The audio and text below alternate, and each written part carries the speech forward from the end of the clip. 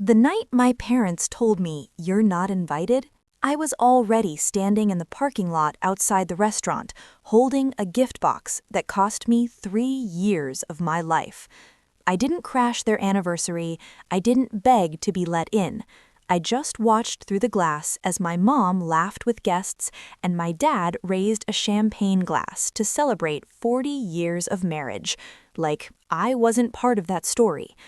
But what they didn't know was that the box sitting in my passenger seat wasn't just a gift, it was proof. And 10 minutes after they opened it, the entire room went silent.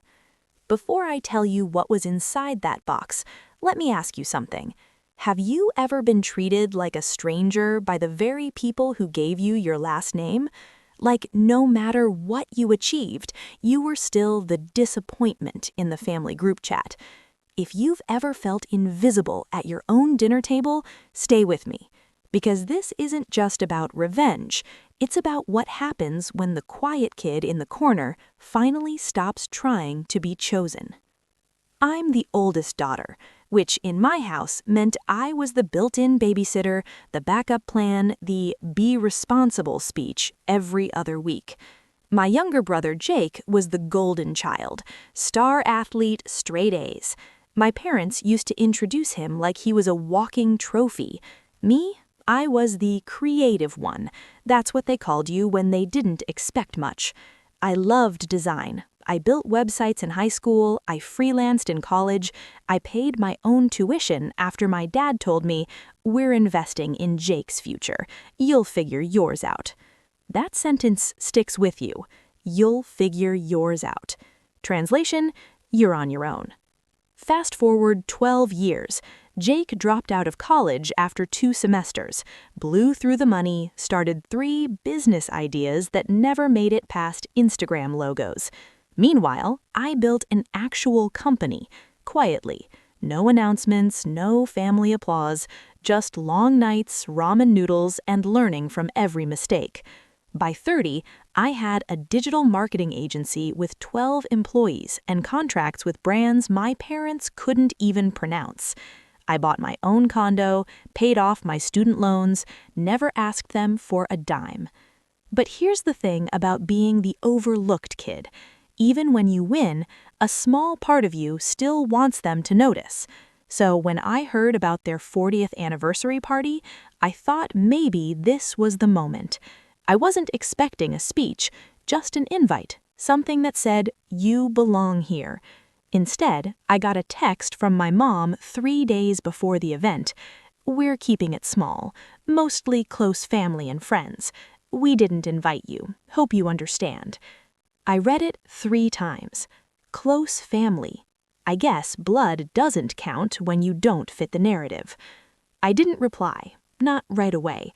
I sat there staring at my phone, feeling 13 again, feeling like the kid who brought home a 95% and got asked why it wasn't 100. Part of me wanted to say something dramatic. Another part wanted to show up anyway. But I chose something else. I decided to send a gift. Not flowers, not a generic card. A box. Simple black wrapping, no return address. Inside it, I placed a leather folder, and inside that folder were documents, bank statements, contracts, receipts, a timeline. Let me rewind for context. 5 years ago, my dad called me out of the blue. He said he needed help reviewing some paperwork. He and my mom were refinancing the house. I drove over that weekend. That's when I noticed something weird. There were transfers, monthly transfers, from their retirement account to Jake's business account. Large ones. I didn't say anything at first, but over time they kept happening. $3,000 here, $5,000 there. Just helping him get on his feet, my mom said once when she accidentally mentioned it. Helping turned into enabling. Enabling turned into draining. 2 years later, my parents quietly sold their vacation cabin, the place we spent every summer growing up. They told everyone they wanted to simplify. What they didn't say was that most of that money went to covering Jake's debts. Credit cards, failed inventory orders, legal fees from a contract he never read properly. I knew because Jake tried to hire my agency once. He couldn't afford it, but he vented. He complained about how Mom and Dad are stressing me out about money. The irony. Last year, my mom called me crying. She said they were considering taking out a second mortgage. I asked why. She hesitated, then said we just need liquidity. I offered to look at their finances professionally. She changed the subject. That's when I realized something hard. They would rather sink than admit they misjudged who to trust. So I started documenting, quietly, every time I came across something. Public records, property sales, business filings. Nothing illegal, just facts. A pattern. And now back to that anniversary night. At 7:42 p.m., according to the text my cousin sent me later, the host announced, "We have a special delivery." The black box was brought to my parents' table. My dad apparently joked, "Probably from Jake. He loves dramatic gestures." The room laughed. They opened it. First, the card. It said, "I wasn't invited, but I'm still your daughter. I hope this helps." Then they opened the folder. Page 1 was a timeline titled, "Where the Money Went." Clean, professional, month-by-month breakdown of transfers from their retirement accounts totaling $412,000 over 8 years. Page 2 showed the sale of the cabin and where those funds were redirected. Page 3 showed their current mortgage balance compared to 5 years ago. Page 4 projected their financial status in 10 years if the pattern continued. The numbers weren't emotional. They were cold, clinical, brutal. My cousin said my mom's smile faded first. My dad adjusted his glasses twice. Jake, who was sitting 2 chairs down, leaned forward. By the time they reached the last page, a printed email from Jake to a friend bragging about how they'll always bail me out. The table had gone completely quiet. No yelling, no scene, just silence. And here's the part that matters. I didn't send it to humiliate them. I sent it because pretending everything was fine was killing them. Sometimes love doesn't look like applause. Sometimes it looks like exposure. At 8:16 p.m., my phone rang. Dad. I let it ring once, twice. Then I answered. He didn't start with anger.